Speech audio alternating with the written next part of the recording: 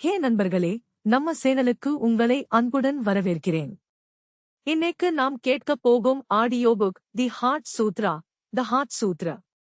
இந்த புத்தகத்தின் ஆசிரியர் ஓஷோ.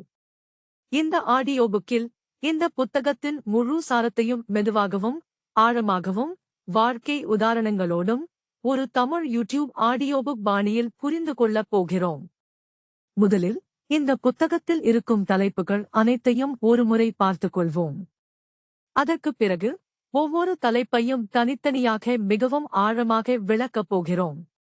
இந்த புத்தகத்தில் நாம் பார்க்கப் போகும் தலைப்புகள்: முதல் தலைப்பு தி ஹார்ட் சூத்ரா, த ஹார்ட் சூத்ரா. இரண்டாவது தலைப்பு கேட்.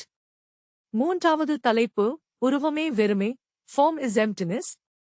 நான்காவது தலைப்பு மகத்தான பாதை, த கிரேட் வே. ஐந்தாவது தலைப்பு மனதிற்கு அப்பால், பியாண்ட் மைண்ட். ஆறாவது தலைப்பு வெறுமையின் ஞானம், த விஸ்டம் ஆஃப் எம்ப்டினஸ். ஏழாவது தலைப்பு உன்னத சுதந்திரம், தி அல்டிமேட் ஃப்ரீடம். கடைசியாக அப்பாற்பட்ட நிலை, கான் பியாண்ட். இந்த எல்லா தலைப்புகளையும் நாம் ஒன்றன்பின் ஒன்றாக மிகவும் அமைதியாகவும் ஆழமாகவும் நம் அன்றாட வாழ்க்கை உதாரணங்களோடும் புரிந்து கொள்ளப் போகிறோம். முதல் தலைப்பு தி ஹார்ட் சூத்ரா. இந்த தலைப்பின் மையக் கருத்து என்னவென்றால், நம் வாழ்க்கையில் பெரும்பாலும் வெளியில் இருக்கும் விஷயங்களையே நாம் அதிகமாக கவனிக்கிறோம். நம் வேலை, குடும்பம், பணம், வெற்றி, மரியாதை, சமூக அந்தஸ்து, இவை எல்லாமே நம் மனதை முழுவதுமாக ஆக்கிரமித்துக் கொள்கின்றன. ஆனால் நமக்குள் என்ன நடக்கிறது என்று கவனிக்க நேரம் மிகவும் குறைவு. ஹார்ட் சூத்ரா என்று சொல்வது நம் உடலில் இருக்கும் இதயத்தைப் பற்றி அல்ல. அது நமக்குள் இருக்கும் விழிப்புணர்வை பற்றியும் நம் உண்மையான இயல்பை பற்றியும் சிந்திக்க அழைக்கும் ஒரு ஆன்மீக பயணம். ஒரு எளிய உதாரணம் பார்ப்போம். ஒருநாள் அலுவலகத்தில் அதிக வேலைப்பளு, தொடர்ந்து கூட்டங்கள், காலக்கெடு, மேலாளரின் எதிர்பார்ப்புகள். முழு நாளும் மன அழுத்தத்துடன் வீட்டிற்கு வருகிறோம். அப்போது வீட்டில் யாராவது ஒரு சாதாரண கேள்வி கேட்டால் கூட நமக்கு கோபம் வந்து விடுகிறது. அப்போது நாம் நினைப்பது என்ன? அவர்களால்தான் எனக்கு கோபம் வந்தது. ஆனால் சிறிது நேரம் அமைதியாக அமர்ந்து, இப்போது என்னுள் என்ன நடக்கிறது என்று நம்மையே கவனித்தால் அந்த கோபம் வெளியிலிருந்து வரவில்லை என்பதை உணர ஆரம்பிப்போம். அது நமக்குள் உருவான ஒரு பதில்தான். இதைத்தான் ஹார்ட் சூத்ரா நமக்கு சொல்ல முயற்சிக்கிறது. நம் அனுபவங்களுக்கு முழு பொறுப்பையும் ஏற்றுக்கொள்ளும் தருணத்தில்தான் உண்மையான சுதந்திரம் தொடங்குகிறது. வெளியுலகம் மாற வேண்டும் என்று காத்திருக்க வேண்டிய அவசியமில்லை. நாம் பார்க்கும் பார்வை மாறினால் போதும். உலகமே வேறு மாதிரி தெரியும். இதையும் ஒரு எளிய உதாரணத்தில் புரிந்து கொள்ளலாம். ஒரு சிறு குழந்தை மழையில் நனைந்து மகிழ்ச்சியாக விளையாடுகிறது. அதே மழையை ஒரு பெரியவர் சிரமமாக பார்க்கிறார். மழை ஒன்றுதான். ஆனால் அதை பார்க்கும் மனநிலை வேறுபட்டது. அப்படியானால் பிரச்சனை மழையில் இல்லை, அதை பார்க்கும் பார்வையில்தான் இருக்கிறது. ஹார்ட் சூத்ரா நம் மனதிற்கு ஒரு கண்ணாடி போன்றது. அது நமக்கு புதிதாக எதையும் கொடுக்க வரவில்லை. ஏற்கனவே நமக்குள் இருக்கும் அமைதியையே காட்ட முயல்கிறது. ஆனால் அந்த அமைதியின் மீது பல அடுக்குகள் படிந்திருக்கின்றன. பயம், ஆசை, ஒப்பீடு, அகங்காரம், எதிர்பார்ப்புகள், இவை அனைத்தும் சேர்ந்து நம் உண்மையான இயல்பை மறைத்துவிட்டன. சற்று யோசித்துப் பாருங்கள். நம் வாழ்க்கையில் எவ்வளவு நேரம் மற்றவர்களுடன் நம்மை ஒப்பிட்டுக் கொண்டே இருக்கிறோம்? அவருக்கு அதிக சம்பளம், அவர்களுக்கு பெரிய வீடு, அவர்களுடைய வாழ்க்கை சந்தோஷமாக இருக்கிறது. இந்த ஒப்பீடுகள் தொடர்ந்து ஓடிக்கொண்டே இருக்கும். அதன் காரணமாக இப்போதுள்ள தருணத்தை அனுபவிக்க முடியாமல் போகிறது. ஹார்ட் சூத்ராவின் சாரம் என்னவென்றால், ஒப்பீடு இருக்கும் இடத்தில் அமைதி இருக்காது. ஏற்றுக்கொள்ளுதல் இருக்கும் இடத்தில்தான் அமைதி பிறக்கும். இன்னொரு உதாரணம் பார்ப்போம். அதிகாலை நேரத்தில் ஒரு ஏரிக்கரையில் நடைப்பயிற்சி செல்கிறீர்கள். ஏரியின் நீர் மிகவும் அமைதியாக இருக்கிறது. அப்போது வானமும் மரங்களும் தெளிவாக அதில் பிரதிபலிக்கும். ஆனால் அதே நீரில் ஒரு கல்லை எறிந்தால் அலைகள் உருவாகும். பிரதிபலிப்பு மறைந்துவிடும். வானம் மறைந்துவிடவில்லை. நீர் அமைதியாக இல்லாததே காரணம். அதேபோல நம் மனம் கலக்கத்தில் இருந்தால் உண்மையை தெளிவாக பார்க்க முடியாது. உண்மை மாறவில்லை. மாறியது நம் மனநிலை. இந்த தலைப்பு நமக்கு இன்னொரு முக்கியமான விஷயத்தையும் சொல்கிறது. மனதை வலுக்கட்டாயமாக அமைதிப்படுத்த வேண்டியதில்லை. அதை வெறுமனே கவனியுங்கள். எண்ணங்கள் வரட்டும். உணர்வுகள் வரட்டும். அவற்றோடு போராட வேண்டியதில்லை. கவனிக்க ஆரம்பித்தால் மெதுவாக ஒரு இடைவெளி உருவாகும். அந்த இடைவெளியில்தான் தெளிவு பிறக்கிறது. அந்த தெளிவில்தான் உண்மையான அமைதி இருக்கிறது. நமக்கு இன்னொரு பழக்கமும் இருக்கிறது. எது நடந்தாலும் உடனே தீர்ப்பு சொல்லிவிடுகிறோம். இது நல்லது. இது கெட்டது. இவர் நல்லவர். இவர் கெட்டவர். இந்த தீர்ப்புகள்தான் மனதை எப்போதும் வேலை செய்ய வைக்கின்றன. ஹார்ட் சூத்ரா சொல்வது என்னவென்றால், சிறிது நேரம் அந்த தீர்ப்புகளை ஒதுக்கி வைத்து வெறுமனே கவனிக்க கற்றுக்கொள்ளுங்கள். ஒரு மலர் மலர்கிறது. அது யாருக்காகவும் மலரவில்லை. அது தனது இயல்பின்படி மலர்கிறது. வாழ்க்கையும் அப்படித்தான். அது தொடர்ந்து நடந்து கொண்டே இருக்கிறது. அதற்கு நாம் ஒட்டும் பெயர்களும் கருத்துக்களும் தான் துன்பத்தை உருவாக்குகின்றன. இந்த புரிதல் வந்தால் நம் உறவுகள் மாறும். நம் வேலையை பார்க்கும் விதம் மாறும். நம்மை பற்றிய பார்வையும் மாறும். மகிழ்ச்சி என்பது எதிர்காலத்தில் கிடைக்கும் ஒரு பரிசு அல்ல. இந்த நொடியில் இருக்கும் விழிப்புணர்வே உண்மையான செல்வம் என்பதை மெதுவாக உணர ஆரம்பிப்போம். அதனால்தான் இந்த முதல் தலைப்பு நமக்கு ஒரு அழைப்பை விடுக்கிறது. வெளியில் இருக்கும் சத்தத்தை விட உள்ளே இருக்கும் அமைதியை கேளுங்கள். ஓடிக்கொண்டே இருப்பதை விட சிறிது நேரம் நின்று பாருங்கள். உடனே எதிர்வினையாற்றுவதை விட கவனிக்க கற்றுக்கொள்ளுங்கள். அப்போதுதான் நாம் தேடிக்கொண்டிருக்கும் அமைதி வெளியே இல்லை. அது எப்போதுமே நமக்குள் இருந்தது என்பதை அனுபவிக்க ஆரம்பிப்போம். இரண்டாவது தலைப்பு கேட். இந்த வார்த்தையை முதலில் கேட்கும்போது மிகவும் எளிமையாகத் தோன்றலாம். கேட் என்றால் என்ன? எங்காவது செல்ல ஒரு கதவைத் தாண்ட வேண்டும் என்றுதான் முதலில் தோன்றும். ஆனால் இந்த தலைப்பின் உண்மையான அர்த்தம் அதைவிட மிகவும் ஆழமானது. இது உடலால் எங்காவது செல்லும் பயணத்தைப் பற்றியது அல்ல. இது நமக்குள் நடக்கும் ஒரு உள் பயணத்தைப் பற்றியது. நாம் இப்போது இருக்கும் மனநிலையிலிருந்து மெதுவாக இன்னும் ஆழமான புரிதலுக்குச் செல்லும் ஆன்மீக பயணம். நம் வாழ்க்கையில் அனைவருக்கும் ஒரு உணர்வு இருக்கும். இன்னும் ஏதோ ஒன்று குறைவாக இருக்கிறது. நல்ல வேலை இருக்கலாம். குடும்பம் இருக்கலாம். நண்பர்கள் இருக்கலாம். பணம் இருக்கலாம். ஆனால் இரவில் தனியாக அமரும்போது இவ்வளவு இருந்தும் ஏன் முழுமையாக மகிழ்ச்சியாக இல்லை என்ற ஒரு கேள்வி மனதுக்குள் எழும். இந்த உணர்வுதான் பலருக்கும் புரியாத ஒரு மர்மம். கேட் நமக்கு சொல்ல வருவது என்னவென்றால், இந்த வெற்றிடத்தை வெளியில் இருக்கும் எந்த பொருளாலும் நிரப்ப முடியாது. அதை முதலில் புரிந்து கொள்வதே ஆன்மீக பயணத்தின் முதல் படி. நாம் எப்போதும் வெளியில்தான் தேடுகிறோம். சிறந்த வேலை, சிறந்த உறவு, சிறந்த கைபேசி, சிறந்த கார், சிறந்த வீடு. ஒவ்வொரு முறையும் இது கிடைத்தால் நான் சந்தோஷமாக இருப்பேன் என்று நினைக்கிறோம். அது கிடைத்த பிறகு சில நாட்கள் மகிழ்ச்சி இருக்கும். அதற்குப் பிறகு மீண்டும் வேறொன்று வேண்டும். இந்த அனுபவம் நம்மில் பெரும்பாலோருக்கும் இருக்கிறது. சிறுவயதில் சைக்கிள் வேண்டும். சைக்கிள் கிடைத்ததும் மோட்டார் சைக்கிள் வேண்டும். அதற்குப் பிறகு கார் வேண்டும். பிறகு சொகுசு கார் வேண்டும். ஆசைக்கு முடிவே இல்லை. அப்படியானால் பிரச்சனை பொருட்களில் இல்லை. நாம் தேடும் திசையில்தான் இருக்கிறது.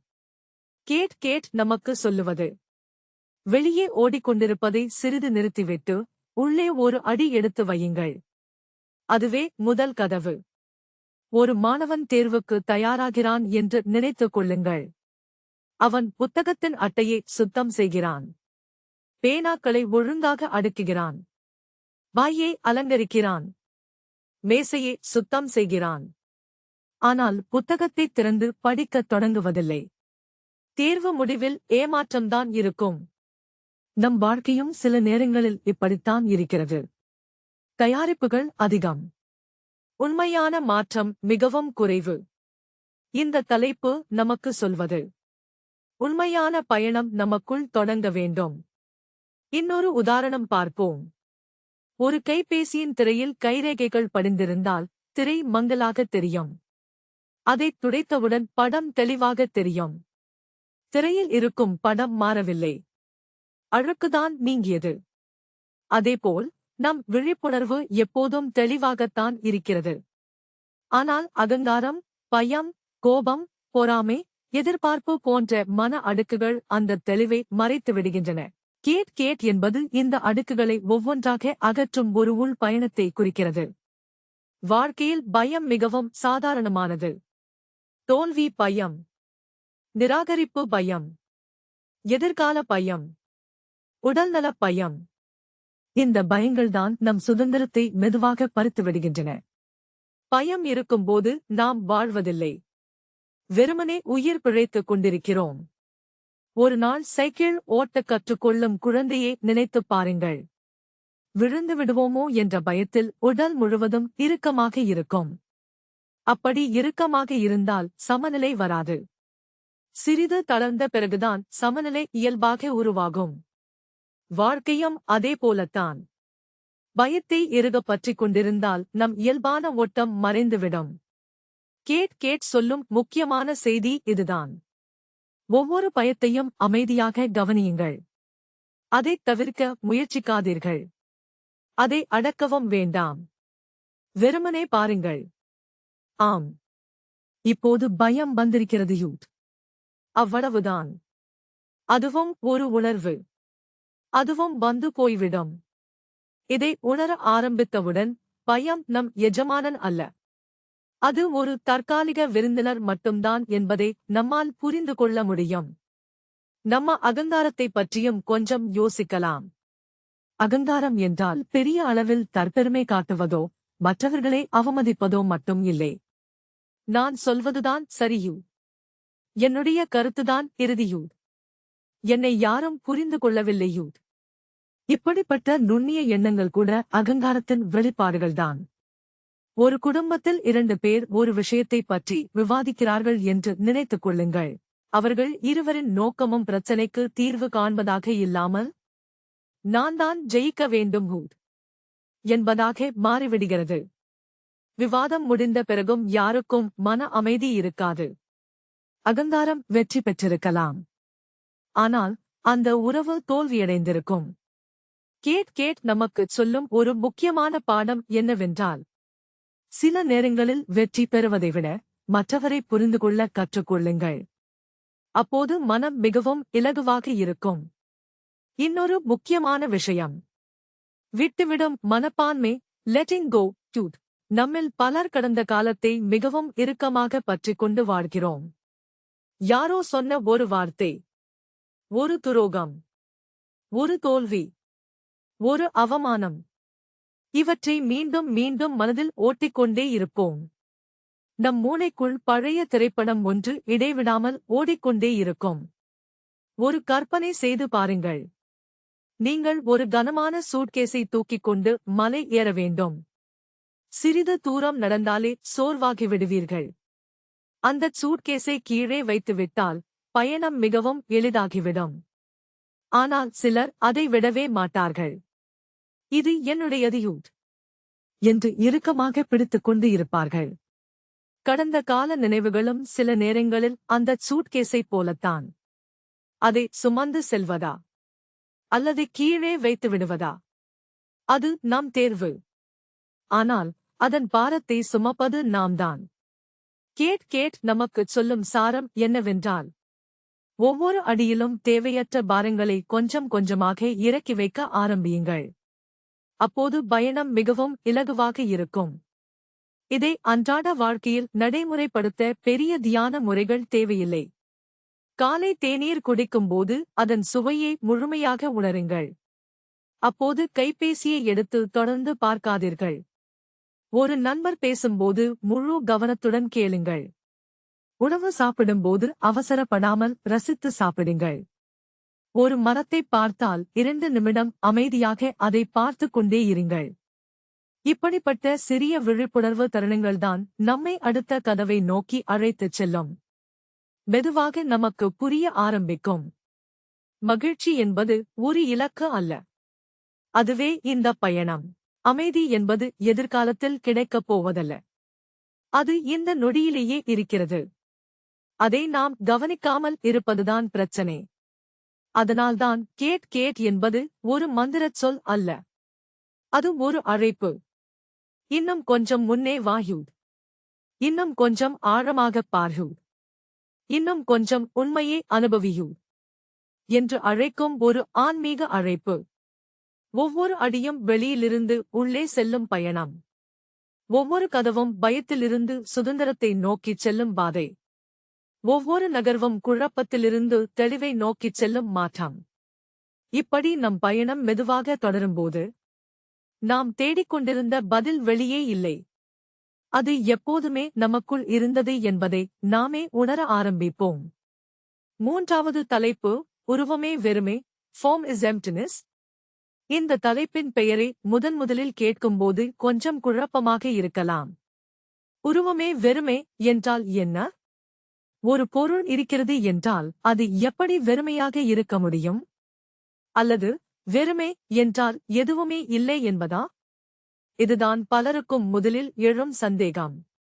ஆனால் இந்த தலைப்பு சொல்ல வருவது எதுவுமே இல்லையூ என்பதல்ல. நாம் பார்க்கும் பார்வை முழுமையானதல்லையூ என்பதுதான்.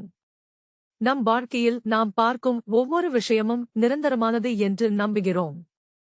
நம் உடல், நம் முகம், நம் வயது, நம் உறவுகள், நம் வேலை, நம் வெற்றி, இவை எல்லாமே இப்படியே இருக்கும் என்று மனம் நினைக்கிறது. ஆனால் கொஞ்சம் நிதானமாக கவனித்துப் பார்த்தால் எதுவுமே அப்படியே இருப்பதில்லை. ஒருமுறை உங்கள் சிறுவயது புகைப்படத்தை எடுத்துப் பாருங்கள். அதில் இருக்கும் குழந்தையும் இப்போது இருக்கும் நீங்களும் ஒரே மனிதர்தான். ஆனால் உடல் மாறிவிட்டது, முகம் மாறிவிட்டது, குரல் மாறிவிட்டது, சிந்தனை மாறிவிட்டது, விருப்பங்கள் மாறிவிட்டன. அப்படியானால் நான் என்று நாம் பற்றிக் கொண்டிருக்கும் உருவம் தொடர்ந்து மாறிக்கொண்டே இருக்கிறது. ஒரு மரத்தைப் பாருங்கள். அது ஒரு தனி மரம் போல தெரிகிறது. ஆனால் மண் இல்லாமல் அது வளர முடியுமா? தண்ணீர் இல்லாமல் முடியுமா? சூரிய ஒளி இல்லாமல் முடியுமா? மழை இல்லாமல் முடியுமா? காற்று இல்லாமல் முடியுமா? முடியாது. அப்படியானால் அந்த மரம் ஒரு தனி பொருள் அல்ல. பல காரணிகள் ஒன்று சேர்ந்து உருவாக்கிய ஒரு தொடர்ச்சியான நிகழ்வு. இதுதான் இந்த தலைப்பின் முக்கியமான சாரம்.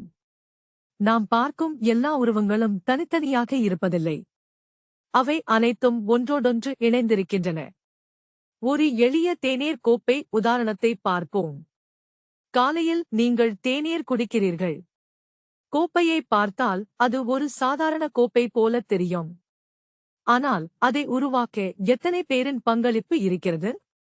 மண்ணை எடுத்தவர்கள், தொழிற்சாலையில் உழைத்தவர்கள், அதை எடுத்துச் சென்றவர்கள், கடையில் விற்றவர்கள், தேயிலை வளர்த்தவர்கள், பாலை கொண்டு வந்தவர்கள். ஒரு தேநீர் கோப்பைக்கு பின்னால் ஒரு பெரிய உலகமே இருக்கிறது. நாம் பார்ப்பது அதன் இறுதி வடிவம் மட்டுமே. வாழ்க்கையும் இப்படித்தான். ஒருவரை பார்த்தவுடன் இவர் இப்படிப்பட்டவர்கள், அவர் அப்படிப்பட்டவர்கள் என்று உடனே தீர்ப்பு சொல்லிவிடுகிறோம். ஆனால் அவர்களின் வாழ்க்கை அனுபவங்கள், சிறுவயது, போராட்டங்கள், பயங்கள், கனவுகள், வலிகள், இவை எதுவும் நமக்குத் தெரியாது. நாம் பார்ப்பது வெளிப்புற உருவம் மட்டுமே.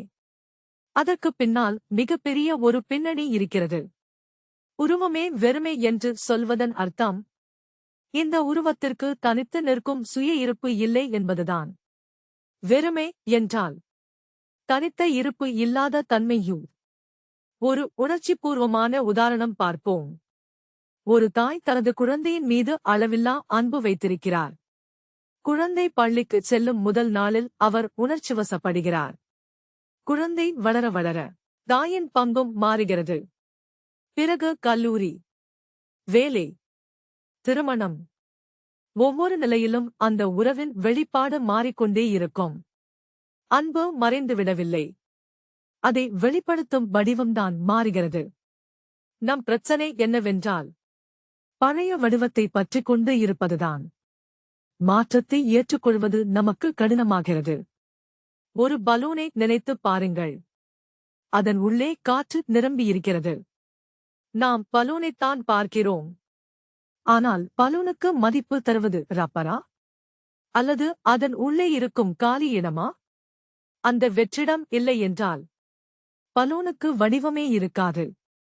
அப்படியானால் வெறுமை என்பது பயனற்றது அல்லையோ? அதுவே உருவம் தோன்றுவதற்கான வாய்ப்பை உருவாக்குகிறது. வீட்டையும் இதே கோணத்தில் பாருங்கள்.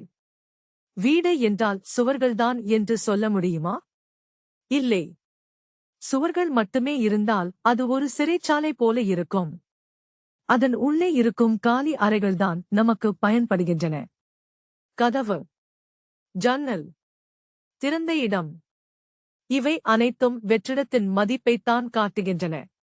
இந்த கோணத்தில் பார்த்தால் வெறுமை என்பது இல்லாமை அல்லையோ? அது முடிவில்லாத சாத்தியம். நம் உணர்வுகளுக்கும் இதே உண்மை பொருந்தும். கோபம் வருகிறது, மகிழ்ச்சி வருகிறது, சோகம் வருகிறது, உற்சாகம் வருகிறது. ஆனால் நாம் அவற்றை நம் நிரந்தர அடையாளமாக மாற்றிவிடுகிறோம்.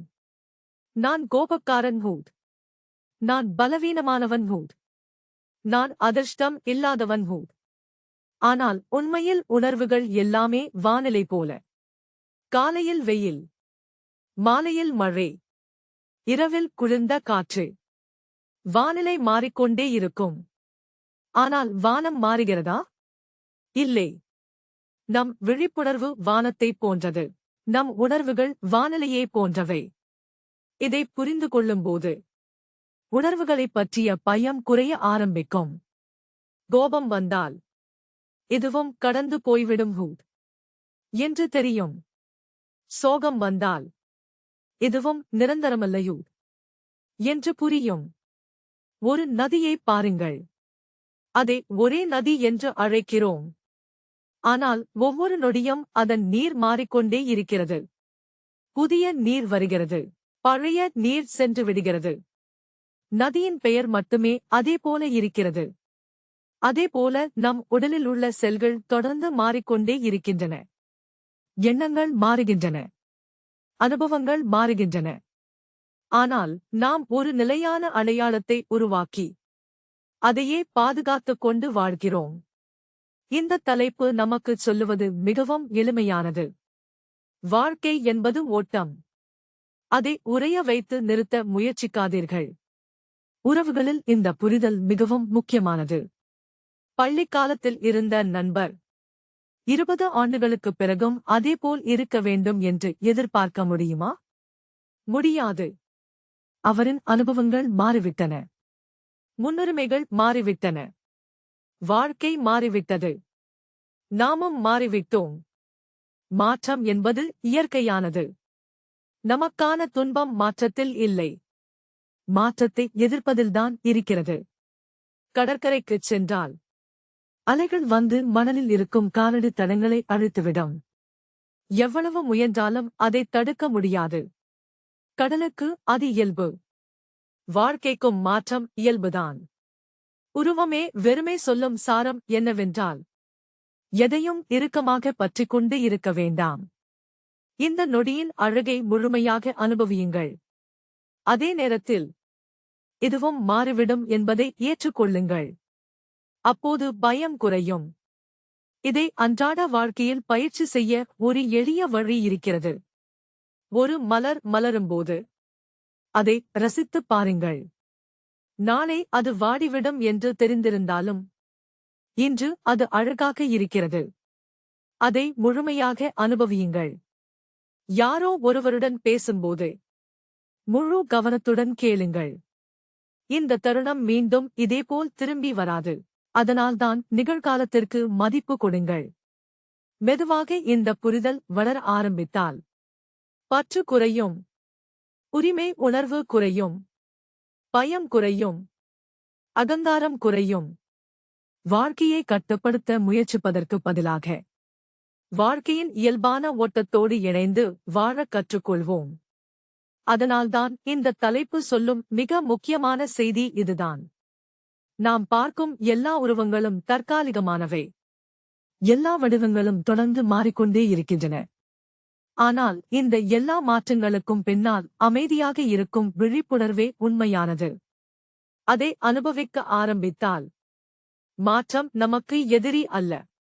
அது வாழ்க்கையின் இயல்பான தாளம் என்பதை நம்மால் உணர முடியும். 4வது தலைப்பு, மகத்தான பாதை, தி கிரேட் வே.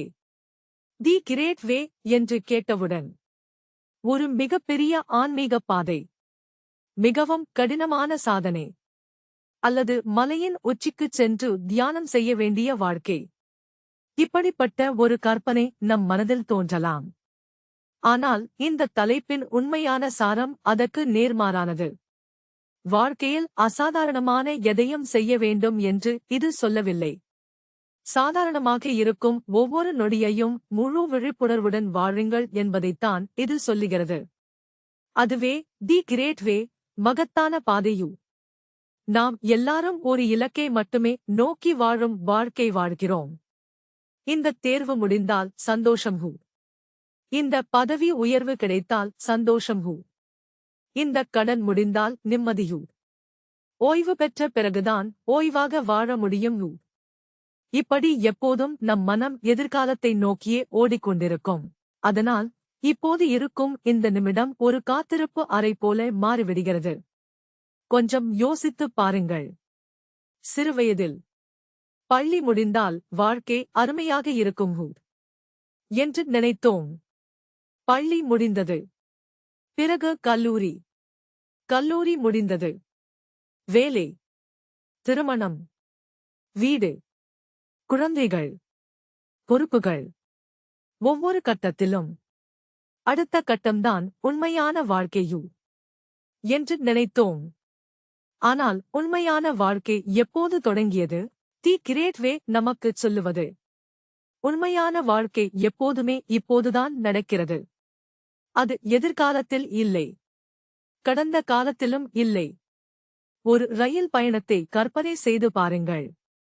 ஜன்னல் வழியாக அழகான மலைகள், பசுமையான வயல்கள், ஆறுகள் எல்லாமே தெரிகின்றன. ஆனால் ஒருவர் முழு பயணமும் கைபேசியை பார்த்து கொண்டே இருக்கிறார். பயணம் முடிந்தது. இலக்கு வந்துவிட்டது. பிறகு அவர் சொல்கிறார், இந்த பயணம் ரொம்ப போரடிச்சுயூ. உண்மையில் பயணம் சலிப்பாக இல்லை. அவருடைய கவனம் வேறு இடத்தில் இருந்தது. நம் வாழ்க்கையும் இப்படித்தான். நிகழ்காலத்தை அனுபவிக்காமல் எதிர்காலத்தைப் பற்றியே யோசித்துக் கொண்டே இருப்போம். பிறகு ஒரு நாள் திரும்பி பார்த்து, காலம் எவ்வளவு வேகமாக ஓடிவிட்டது என்று வருந்துவோம். தி கிரேட் வே சொல்லும் சாரம் என்னவென்றால், ஒவ்வொரு நொடியையும் முழுமையாக வாழுங்கள். காலையில் எழுந்தவுடன் நமக்கு ஒரு பழக்கம் இருக்கிறது. உடனே கைபேசியை எடுக்கிறோம். அறிவிப்புகள், செய்திகள், சமூக வலைத்தளங்கள், செய்தி பரிமாற்றங்கள். இப்படியே மூளை அதிகாலையிலேயே சோர்வடைகிறது. ஒரு நிமிடம் ஜன்னலைத் திறந்து புதிய காற்றை உணரக்கூட நேரம் ஒதுக்குவதில்லை. ஒரு கற்பனை செய்து பாருங்கள். காலை சூரியன் உதிக்கிறான். மென்மையான காற்று வீசுகிறது. பறவைகளின் குரல் கேட்கிறது. இவை எல்லாமே தினமும் நடக்கின்றன. ஆனால் நாம் கவனிப்பதில்லை. கவனிக்க ஆரம்பித்தால்தான் வாழ்க்கை எவ்வளவு வளமானது என்பதை உணர முடியும். தி கிரேட் வே மிகவும் எளிமையான ஒரு பாடத்தைச் சொல்லுகிறது. வாழ்க்கையின் மகத்துவம் பெரிய அற்புதங்களில் இல்லை, சிறிய தருணங்களில்தான் இருக்கிறது. ஒரு தாய் சமையல் செய்கிறார் என்று நினைத்துக் கொள்ளுங்கள். அவருடைய மனம் முழுவதும் குறைகளிலும் புலம்பல்களிலும் இருந்தால் சமையல் ஒரு சுமையாகத் தோன்றும். ஆனால் அதே சமையலை அன்போடும் முழு கவனத்தோடும் செய்தால் அது ஒரு தியானமாக மாறிவிடும். வித்தியாசம் செயலில் இல்லை, விழிப்புணர்வில்தான் இருக்கிறது. ஒரு அலுவலக ஊழியர் தினமும் கணினி முன் வேலை செய்கிறார். அதே வேலை, அதே கோப்புகள், அதே கூட்டங்கள். அவர் தொடர்ந்து, என் வாழ்க்கை மிகவும் சலிப்பாக இருக்கிறது என்று நினைத்தால் அந்தச் சலிப்புதான் நாளுக்கு நாள் அதிகரிக்கும். ஆனால் ஒவ்வொரு வேலையையும் முழு கவனத்துடன் செய்தால் மனம் அமைதியாகும், வேலையும் இலகுவாகத் தோன்றும். தி கிரேட் வே சொல்லும் உண்மை என்னவென்றால், செயல் முக்கியமல்ல, அதைச் செய்யும் விழிப்புணர்வுதான் முக்கியம். இப்போது பலர் ஒரே நேரத்தில் பல வேலைகளைச் செய்வதை பெருமையாக நினைக்கிறார்கள். சாப்பிடும்போது தொலைக்காட்சி பார்க்கிறோம், தொலைக்காட்சி பார்க்கும்போது கைபேசியை பயன்படுத்துகிறோம், கைபேசியை பயன்படுத்தும்போது வேறு ஏதோ ஒன்றைப் பற்றி யோசிக்கிறோம். இதன் விளைவு என்ன? எதையும் முழுமையாக அனுபவிக்க முடியவில்லை. ஒரு சிறிய முயற்சி செய்து பாருங்கள். இன்று ஒரு தேநீர் குடிக்கும்போது தேநீரை மட்டும் குடியுங்கள். அதன் மணத்தை உணருங்கள், அதன் சூட்டை உணருங்கள், அதன் சுவையை முழுமையாக ரசிக்குங்கள். 5 நிமிடங்கள் வேறு எதையும் நினைக்காமல் இருங்கள். இது மிகவும் சிறிய அனுபவம்தான், ஆனால் மனம் எவ்வளவு அமைதியாகிறது என்பதை நீங்களே கவனிப்பீர்கள். தி கிரேட் வேயில் விழிப்புணர்வே மிகவும் முக்கியமானது. இன்னொரு முக்கியமான விஷயம், எதிர்ப்பு, ரெசிஸ்டன்ஸ் டு. வாழ்க்கை நாம் திட்டமிட்டபடியே எப்போதும் நடக்காது. போக்குவரத்து நெரிசல் வரும், தாமதங்கள் ஏற்படும், உடல்நல பிரச்சனைகள் வரும், பணச் சிக்கல்கள் வரும், உறவுகளில் தவறான புரிதல்கள் வரும். இவை அனைத்தும் வாழ்க்கையின் ஒரு பகுதிதான். ஆனால் நாம் என்ன செய்கிறோம்? உண்மையோடு போராட ஆரம்பிக்கிறோம். இது நடக்கக்கூடாது, இப்படி ஆகக்கூடாது. இந்த எதிர்ப்புதான் துன்பத்தை இன்னும் பெரிதாக்குகிறது. ஒரு ஆற்றில் நீந்துவதாக கற்பனை செய்து பாருங்கள். நீரோட்டத்திற்கு எதிராக முழு வலிமையுடன் நீந்தினால் விரைவிலேயே சோர்வடைந்து விடுவீர்கள். ஆனால் நீரோட்டத்தை புரிந்து கொண்டு அதனுடன் இணைந்து நகர்ந்தால் பயணம் மிகவும் எளிதாகிவிடும். வாழ்க்கைக்கும் இதே விதிதான். ஏற்றுக்கொள்வது என்பது சரணடைவது அல்ல, அது முதலில் உண்மையை ஏற்றுக்கொள்வது, அதற்குப் பிறகு சரியான செயலைச் செய்வது. ஒரு மருத்துவர் ஒரு நோயாளியிடம் நோய் இருப்பதாகச் சொல்கிறார். அந்த நோயாளி, எனக்கு எந்த நோயும் இல்லை என்று மறுத்தால் நோய் மறைந்துவிடுமா? இல்லை. முதலில் உண்மையை ஏற்றுக்கொண்டால்தான் சிகிச்சை ஆரம்பிக்க முடியும். தி கிரேட் வே சொல்லுவது, உண்மையை ஏற்றுக்கொள்ளுங்கள், பிறகு தெளிவோடு முன்னேறுங்கள். உறவுகளில் இந்த புரிதல் மிகவும் அழகாக வேலை செய்கிறது. ஒரு நண்பர் தவறு செய்துவிட்டார். உடனே அகங்காரத்தோடு எதிர்வினையாற்றினால் இடைவெளிதான் அதிகரிக்கும். சிறிது அமைதியாக கேட்டு புரிந்து கொள்ள முயன்றால் புரிதல் உருவாகும். பெரும்பாலான பிரச்சனைகள் உடனடி எதிர்வினையால்தான் பெரிதாகின்றன. இந்த தலைப்பு நமக்கு பொறுமையையும் கற்றுக் கொடுக்கிறது. இயற்கையை பாருங்கள். ஒரு மரம் அவசரமாக வளர முயற்சிப்பதில்லை. ஒரு மலர் வலுக்கட்டாயமாக மலர்வதில்லை. ஒரு பழம் அவசரப்பட்டு பழுப்பதில்லை. ஒவ்வொன்றுக்கும் ஒரு சரியான காலம் இருக்கிறது. ஆனால் நாம் எல்லாமே உடனே வேண்டும். வெற்றி உடனே வேண்டும், அமைதி உடனே வேண்டும், அன்பு உடனே வேண்டும், மாற்றம் உடனே வேண்டும். ஆனால் வாழ்க்கை அப்படி இயங்குவதில்லை. தி கிரேட் வே என்பது நம்பிக்கை. வாழ்க்கையின் இயல்பான ஓட்டத்தின் மீது நம்பிக்கை. மெதுவாக நடைபெறும் வளர்ச்சிதான் வலிமையான வளர்ச்சி. தினமும் 1% முன்னேறினாலே போதும். ஒரே நாளில் முழுமையாக மாற வேண்டும் என்று எதிர்பார்க்க வேண்டியதில்லை. இந்த புரிதல் வந்துவிட்டால் ஒப்பீடு இயல்பாகவே குறைய ஆரம்பிக்கும். யாருடைய வாழ்க்கை பயணத்தையும் நகலெடுக்க வேண்டிய அவசியமில்லை. ஒரு மரம் மாம்பழம் தருகிறது, மற்றொரு மரம் தேங்காய் தருகிறது. இரண்டையும் ஒப்பிட முடியுமா? முடியாது. இரண்டும் தங்கள் இயல்பில் முழுமையானவை.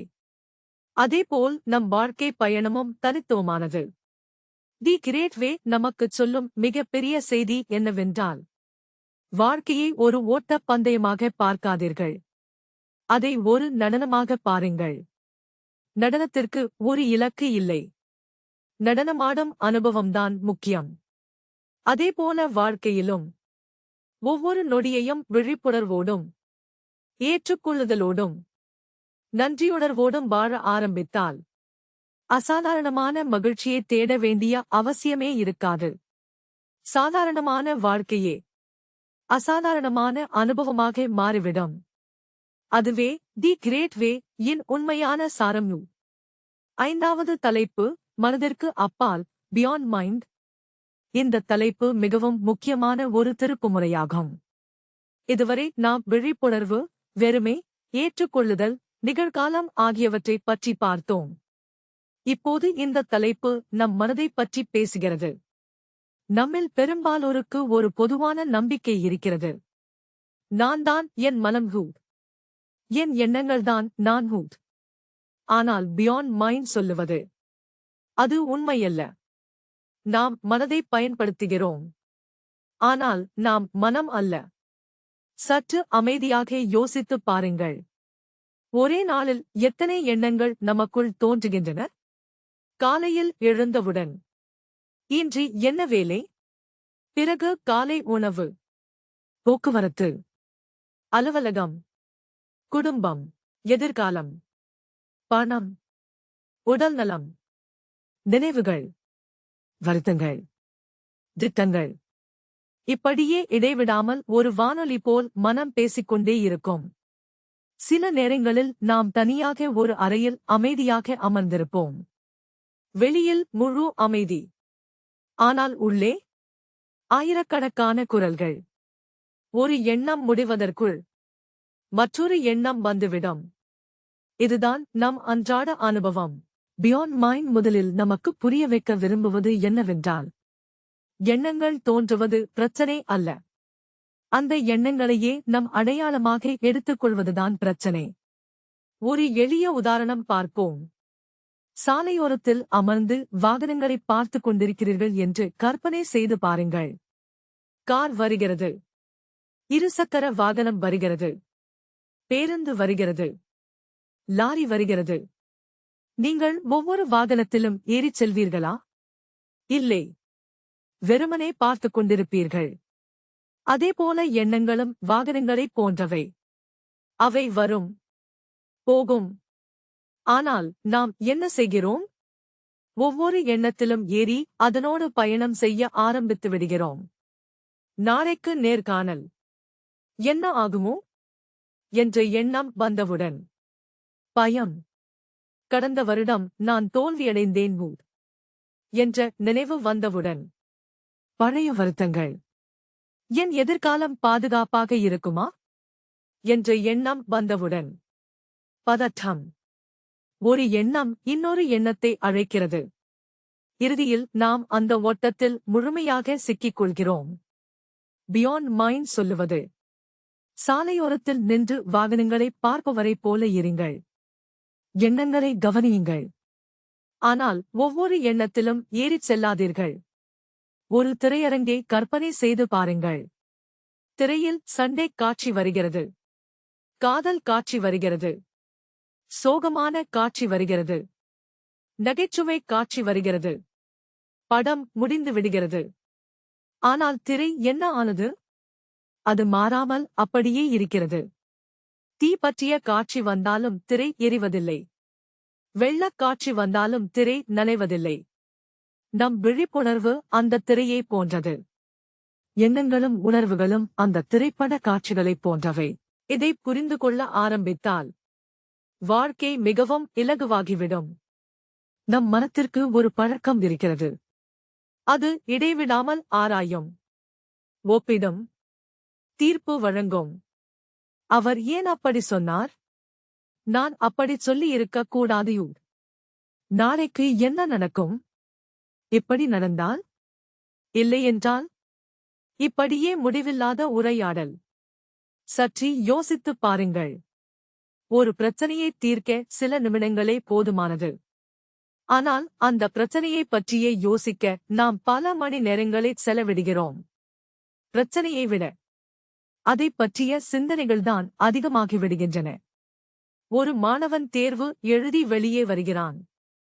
தேர்வு முடிந்துவிட்டது. ஆனால் வீட்டுக்கு வந்த பிறகும் 3வது கேள்விக்கு வேறு பதில் எழுதியிருக்கலாம். 5வது கேள்வியில் தவறு செய்துவிட்டேனோ என்று மீண்டும் மீண்டும் நினைத்துக் கொண்டே இருக்கிறான். தேர்வுத்தாள் ஏற்கனவே ஒப்படைக்கப்பட்டுவிட்டது. இந்தச் சிந்தனைகள் முடிவை மாற்றுமா? இல்லை. ஆனால் மன அமைதியை மட்டும் பறித்துக் கொள்ளும்.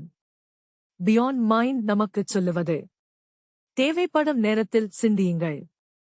தேவையில்லாத நேரத்தில் மனதிற்கும் ஓய்வு கொடுங்கள். இயற்கையை பார்த்தால் இந்த உண்மை மிகவும் அழகாக புரியும். ஒரு பறவை மரக்கிளையில் அமர்ந்து பாடிக்கொண்டிருக்கிறது. அது பாடும்போது, என் குரல் சரியாக இருக்கிறதா? யாராவது என்னை பாராட்டுவார்களா? நாளையும் என்னால் பாட முடியுமா என்று யோசிப்பதில்லை. ஒரு மலர் மலர்கிறது. அது, என் நிறம் அழகாக இருக்கிறதா? அடுத்த மலர் என்னைவிட அழகாக இருக்கிறதா என்று மற்ற மலர்களுடன் தன்னை ஒப்பிடுவதில்லை. மனிதன்தான் இடைவிடாத மன உரையாடலுக்குள் வாழ்கிறான். அதனால்தான் நமக்கு வரும் சோர்வு உடலில் இல்லை, மனதில்தான். கொஞ்சம் கவனித்துப் பாருங்கள். ஒரு நாள் முழுவதும் உடல் உழைப்பு செய்தால் சோர்வாகலாம். ஆனால் இரவில் ஆழ்ந்த உறக்கம் வரும். வேறொரு நாள் அலுவலகத்தில் நாற்காலியிலேயே அமர்ந்திருப்பீர்கள். உடல் உழைப்பு மிகவும் குறைவு. ஆனால் இரவு முழுவதும் சோர்வாக இருக்கும். ஏனென்றால் மனம் ஒரு நொடியும் ஓய்வெடுக்கவில்லை. பியாண்ட் மைண்ட் சொல்லும் சாரம் என்னவென்றால், மனதை அழிக்க வேண்டும் என்று அது சொல்லவில்லை. மனம் மிகவும் பயனுள்ள ஒரு கருவி. கணக்கு போட மனம் வேண்டும். கார் ஓட்ட மனம் வேண்டும். அலுவலக வேலை செய்ய மனம் வேண்டும். ஆனால் அந்த கருவி நம்மை ஆளத் தொடங்கக்கூடாது. ஒரு வீட்டில் வேலை செய்யும் பணியாளரை நினைத்துப் பாருங்கள். அவர் வீட்டின் உரிமையாளரையே கட்டுப்படுத்த ஆரம்பித்தால் என்ன ஆகும்? வீட்டில் குழப்பம்தான் ஏற்படும். அதேபோல மனம் ஒரு பணியாள். விழிப்புணர்வே உண்மையான எஜமானன். இந்த வரிசை தலைகீழாக மாறும்போதுதான் குழப்பம் உருவாகிறது. இதை அன்றாட வாழ்க்கையில் பயிற்சி செய்ய மிகவும் எளிய வழி இருக்கிறது. ஒவ்வொரு காலையிலும் 5 நிமிடங்கள் அமைதியாக அமருங்கள். உங்கள் மூச்சை கவனியுங்கள். மூச்சு உள்ளே செல்கிறது, வெளியே வருகிறது. அவ்வளவுதான். இதற்கிடையில் மனம் பல எண்ணங்களை கொண்டு வரும். கடைக்குச் செல்ல வேண்டிய பட்டியல், அலுவலக வேலை, பழைய நினைவுகள், எதிர்கால திட்டங்கள். அவை எல்லாம் வந்தாலும் அவற்றோடு போராட வேண்டியதில்லை. வெறுமனே கவனியுங்கள். ஒரு எண்ணம் வந்திருக்கிறது, அவ்வளவுதான். பிறகு மீண்டும் உங்கள் மூச்சின் மீது கவனத்தை திருப்புங்கள். இதை தினமும் செய்து வந்தால் மெதுவாக உங்களுக்கும் உங்கள் எண்ணங்களுக்கும் இடையில் ஒரு இடைவெளி உருவாகும். அப்போது உங்களுக்கு புரியும், நான் என் எண்ணங்கள் அல்ல, நான் என் உணர்வுகள் அல்ல. அவற்றை கவனித்துக் கொண்டிருக்கும் விழிப்புணர்வே நான்.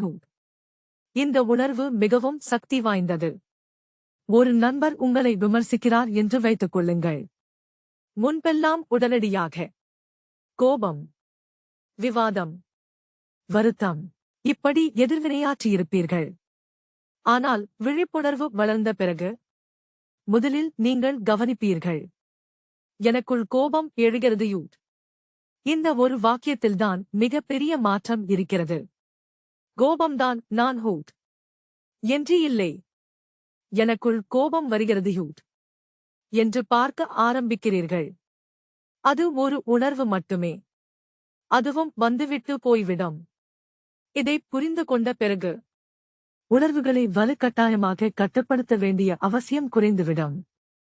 அவை இயல்பாக வந்து இயல்பாகவே மறைந்துவிடும். பியாண்ட் மைண்ட் இன்னொரு அழகான பாடத்தையும் நமக்கு கற்றுக் கொடுக்கிறது. அமைதி என்பது சத்தம் இல்லாத நிலை மட்டுமல்ல. எண்ணங்கள் இருந்தாலும் அவற்றின் பின்னால் அமைதியாக இருக்கும் அந்த விசாலமான இடம்தான் உண்மையான அமைதி. வானத்தில் மேகங்கள் வருகின்றன. மழை பெய்கிறது. மின்னல் மின்னுகிறது. பிறகு மீண்டும் தெளிவான வானம் தெரிகிறது. மேகங்கள் தற்காலிகமானவை. வானம் நிலையானது. அதேபோல எண்ணங்கள் தற்காலிகமானவை. விழிப்புணர்வு நிலையானது. இந்த புரிதல் மெதுவாக அனுபவமாக மாறும்போது தேவையற்ற மன அழுத்தம் குறையும். அளவுக்கு அதிகமான சிந்தனை குறையும். பயம் குறையும். நிகழ்கால வாழ்க்கை இன்னும் தெளிவாகவும் உயிரோட்டமாகவும் உணரப்படும். அதனால்தான் பியாண்ட் மைண்ட் சொல்லும் உண்மையான சாரம் என்னவென்றால், மனம் நமக்கு ஒரு சிறந்த பணியாள். ஆனால் அது எஜமானனாக மாறக்கூடாது. எண்ணங்கள் வரட்டும். உணர்வுகள் வரட்டும். அவை வந்துவிட்டு போகட்டும். நாம் அவற்றின் அடிமைகள் அல்ல. அவற்றை அமைதியாக கவனித்துக் கொண்டிருக்கும் சாட்சிகள். அந்த சாட்சி உணர்வு ஆழமடையும்போது மனதிற்கு அப்பால் இருக்கும் பேரமைதியை நாம் அனுபவிக்க ஆரம்பிப்போம். அதுவே இந்த தலைப்பு சொல்ல விரும்பும் மிக முக்கியமான உண்மையும். 6வது தலைப்பு, வெறுமையின் ஞானம், தி விஸ்டம் ஆஃப் எம்ப்டினஸ். இந்த தலைப்பின் பெயரைக் கேட்டவுடன் வெறுமைக்கு எப்படி ஞானம் இருக்கும் என்ற கேள்வி இயல்பாகவே தோன்றலாம்.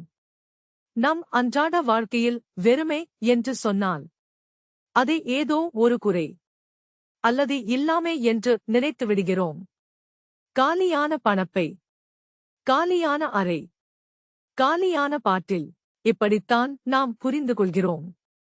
ஆனால் இந்த தலைப்பு பேசும் வெறுமை அதுவல்ல. இது இழப்பைப் பற்றியது அல்ல. இது சுதந்திரத்தைப் பற்றியது. தேவையற்ற சுமைகள் இல்லாத மனத்தில் உருவாகும் தெளிவைப் பற்றியது. நம்மில் ஒவ்வொருவரும் கண்ணுக்குத் தெரியாத ஒரு பையைச் சுமந்து கொண்டே வாழ்கிறோம். அது நமக்குத் தெரியாது. ஆனால் அந்த பைக்குள் என்ன இருக்கிறது? பழைய நினைவுகள், ஏமாற்றங்கள், குற்ற உணர்வுகள், பயங்கள், அகங்காரம், எதிர்பார்ப்புகள், ஒப்பீடுகள், வருத்தங்கள். இவ்வளவு பாரத்தை சுமந்து கொண்டு நடந்தால் வாழ்க்கை கடினமாகத் தோன்றுவது இயல்புதான். கொஞ்சம் யோசித்துப் பாருங்கள். ஒருநாள் அலுவலகத்தில் யாரோ உங்களிடம் கொஞ்சம் கடுமையாக பேசிவிட்டார்கள். அந்த உரையாடல் 5 நிமிடங்கள்தான் நடந்திருக்கலாம். ஆனால் நாம் என்ன செய்கிறோம்? அதை நாள் முழுவதும் மனதில் மீண்டும் மீண்டும் ஒட்டிக்கொண்டே இருப்போம். வீட்டுக்கு வந்த பிறகும் அதே எண்ணம். இரவில் தூங்கும்போதும் அதே காட்சி. மறுநாள் காலையிலும் அதே உணர்வு. அந்த நபர் 5 நிமிடங்கள்தான் பேசினார். ஆனால் அதை 24 மணி நேரம் மனதில் சுமந்து செல்வது யாருடைய தேர்வு? நம்முடையதுதான். தி விஸ்டம் ஆஃப் எம்ப்டினஸ் சொல்லுவது, தேவையில்லாமல் சுமந்து கொண்டிருக்கும் பாரங்களை மெதுவாக கீழே வைத்துவிடுங்கள். ஒரு நீண்ட பயணத்திற்குச் செல்கிறீர்கள் என்று கற்பனை செய்து பாருங்கள். உங்கள் முதுகுப்பை மிகவும் கனமாக இருக்கிறது. முதலில் அந்த பாரம் தெரியாது. ஆனால் சிறிது தூரம் நடந்த பிறகு தோளில் வலி ஆரம்பிக்கும். அப்போதுதான் புரியும், இதற்குள் தேவையில்லாத பொருட்கள் நிறைய இருக்கின்றன. மனமும் அப்படித்தான். நாம் சுமந்து கொண்டிருக்கும் பல எண்ணங்கள் நமக்கு தேவையே இல்லை. ஆனால் பழக்கத்தால் அவற்றை விடுவதில்லை. இந்த தலைப்பு சொல்லும் ஞானம் என்னவென்றால், எதையும் வலுக்கட்டாயமாக அகற்ற வேண்டியதில்லை. முதலில் கவனியுங்கள். கவனிக்க ஆரம்பித்தால் தேவையில்லாதவை இயல்பாகவே கீழே விழ ஆரம்பிக்கும். ஒரு அறையை கற்பனை செய்து பாருங்கள். அது பழைய பொருட்களாலும், உடைந்த மரச்சாமான்களாலும், தேவையில்லாத பெட்டிகளாலும் நிரம்பியிருக்கிறது. அதில் புதிய பொருட்களை வைக்க இடம் இருக்குமா? இல்லை. முதலில் சுத்தம் செய்ய வேண்டும். அதேபோல் மனதிற்குள் புதிய புரிதல் வர வேண்டுமென்றால் பழைய மனக்குப்பைகள் கொஞ்சம் அகல வேண்டும். அந்த குப்பைகள் என்ன? அவர் என்னை மதிக்கவில்லையூ, நான் தான் எப்போதும் துரதிர்ஷ்டசாலியூ, என் வாழ்க்கை இப்படித்தான் ஹூ, அவர்களை நான் ஒருபோதும் மன்னிக்க மாட்டேன் ஹூ, இப்படி திரும்ப திரும்ப ஓடிக்கொண்டிருக்கும் கதைகள். இவை நம் உண்மையான வாழ்க்கை அல்ல. நாம் மீண்டும் மீண்டும் சொல்லிக் கொண்டிருக்கும் கதைகள் மட்டுமே. தி விஸ்டம் ஆஃப் எம்ப்டினஸ் நமக்குச் சொல்லுவது, கதைகளை விட உண்மையை பார்க்க கற்றுக்கொள்ளுங்கள். ஒரு கண்ணாடியை எடுத்துக் கொள்ளுங்கள். அதன் மீது தூசி படிந்திருந்தால் பிம்பம் தெளிவாகத் தெரியாது. தூசியை துடைத்த பிறகு புதிய கண்ணாடி உருவாகவில்லை. அது ஏற்கனவே இருந்தது. தூசிதான் அதை மறைத்திருந்தது. விழிப்புணர்வும் அப்படித்தான். அமைதியும் அப்படித்தான். அமைதியை நாம் புதிதாக உருவாக்க வேண்டியதில்லை. அதை மூடி வைத்திருக்கும் அடுக்குகள் அகன்றால் போதும். உறவுகளில் இந்த ஞானம் மிகவும் பயனுள்ளதாக இருக்கும். ஒரு கணவன் மனைவிக்குள் ஒரு சிறிய தவறான புரிதல் ஏற்பட்டதாக வைத்துக் கொள்ளுங்கள். அதை உடனே தீர்த்துவிட முடியும். ஆனால் அகங்காரம் வந்துவிட்டால் இருவரும் பழைய சம்பவங்களையெல்லாம் மீண்டும் பேச ஆரம்பித்து விடுவார்கள். கடந்த வருடமும் நீ இப்படித்தான் செய்தாயு. அன்றும் இதே மாதிரி நடந்து கொண்டாயு. இப்போது இருக்கும் பிரச்சனையை விட கடந்த கால சம்பவங்களின் பட்டியல்தான் பெரியதாகிவிடும். தி விஸ்டம் ஆஃப் எம்ப்டினஸ் சொல்லுவது, பழைய சேமிப்புகளை விடுங்கள். இல்லை என்றால் இன்றைய உறவுக்கு இடமே இருக்காது. ஒரு தோட்டத்தில் உதிர்ந்த இலைகள் கீழே விழுகின்றன. தோட்டக்காரர் அவற்றை அகற்றிவிடுகிறார். இவையும் ஒரு காலத்தில் பசுமையான இலைகள்தானேயு என்று நினைத்து அவற்றை வைத்துக் கொள்வதில்லை. ஏன்? புதிய இலைகள் முளைக்க வேண்டும். அதேபோல வாழ்க்கையிலும் சில அனுபவங்களை விட தெரிந்திருக்க வேண்டும். இல்லை என்றால் வளர்ச்சி நின்றுவிடும். இன்னொரு முக்கியமான விஷயம், எதிர்பார்ப்புகள். நாம் நம் மகிழ்ச்சியை முழுவதும் எதிர்பார்ப்புகளின் மீது கட்டி எழுப்புகிறோம். அவர் இப்படி பேச வேண்டும். அவள் இப்படித்தான் நடக்க வேண்டும். என் வேலைக்கு எல்லோரும் பாராட்டு சொல்ல வேண்டும். எதிர்பார்ப்பு நிறைவேறினால் கொஞ்சம் மகிழ்ச்சி, நிறைவேறவில்லை என்றால் ஏமாற்றம். அப்படியானால் நம் மகிழ்ச்சியின் சாவி யாரிடம் இருக்கிறது? வேறு யாரிடமோ? தி விஸ்டம் ஆஃப் எம்ப்டினஸ் சொல்லுவது, அந்த மகிழ்ச்சியின் சாவியை மீண்டும் உங்களிடமே எடுத்துக் கொள்ளுங்கள். இது சுயநலம் அல்ல. இது உள் சுதந்திரம். அன்றாட வாழ்க்கையில் இதை எளிதாக பார்க்கலாம். நீங்கள் ஒருவருக்கு ஒரு மலரை கொடுக்கிறீர்கள். அதை உண்மையான அன்போடு கொடுத்தால் அதுவே மகிழ்ச்சி. ஆனால் அவர் எனக்கு என்ன பரிசு தருவார் என்ற எதிர்பார்ப்பு வந்தவுடன் அந்த மகிழ்ச்சி மறைந்துவிடும். செயல் தூய்மையாக இருந்தால் அமைதி இருக்கும். எதிர்பார்ப்பு சேர்ந்தால் பதற்றம் வரும். இந்த தலைப்பு நன்றியுணர்வை பற்றியும் பேசுகிறது. நாம் எப்போதும் இல்லாதவற்றையே பார்த்துக் கொண்டிருக்கிறோம். இல்லாத சம்பளம், இல்லாத கார், இல்லாத வாய்ப்புகள். ஆனால் ஏற்கனவே நமக்கு கிடைத்திருக்கும் ஆசீர்வாதங்களை கவனிக்க மறந்துவிடுகிறோம். காலையில் எழுந்தவுடன் ஒரு நிமிடம் யோசித்துப் பாருங்கள். நம் மூச்சு இயங்கிக் கொண்டிருக்கிறது. இதயம் துடித்துக் கொண்டிருக்கிறது. சூரியன் உதித்துக் கொண்டிருக்கிறான். குடும்பம் இருக்கலாம், நண்பர்கள் இருக்கலாம், உணவு இருக்கிறது. இவை அனைத்தையும் நாம் சாதாரணம் என்று எடுத்துக்கொள்கிறோம். ஆனால் இவை ஒவ்வொன்றும் மிகப்பெரிய பரிசுகள். மனம் கொஞ்சம் காலியாகும்போதுதான் நன்றியுணர்வு இயல்பாக மலர ஆரம்பிக்கும்.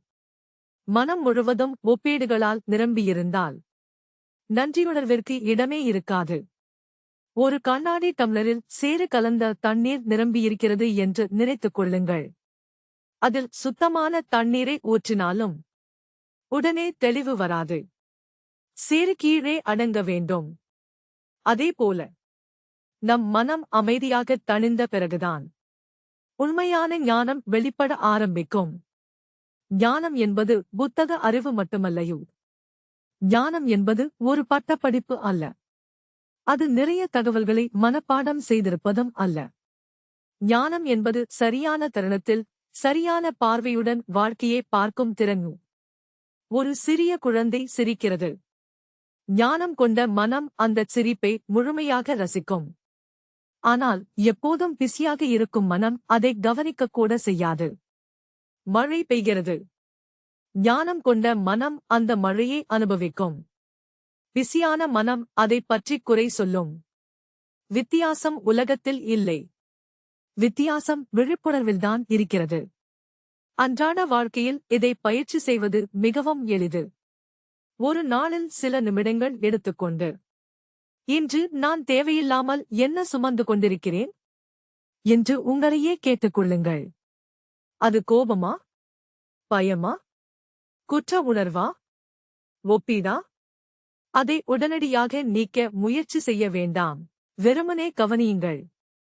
விழிப்புணர்வு என்ற ஒளி ஏற்றப்பட்டவுடன் இருள் இயல்பாகவே குறைய ஆரம்பிக்கும். அதுதான் வெறுமையின் ஞானம். அதனால்தான் இந்த தலைப்பு சொல்லும் உண்மையான செய்தி என்னவென்றால், வெறுமை என்பது எதுவுமே இல்லாத நிலை அல்லையு. அது தேவையற்ற சுமைகள் இல்லாத நிலை.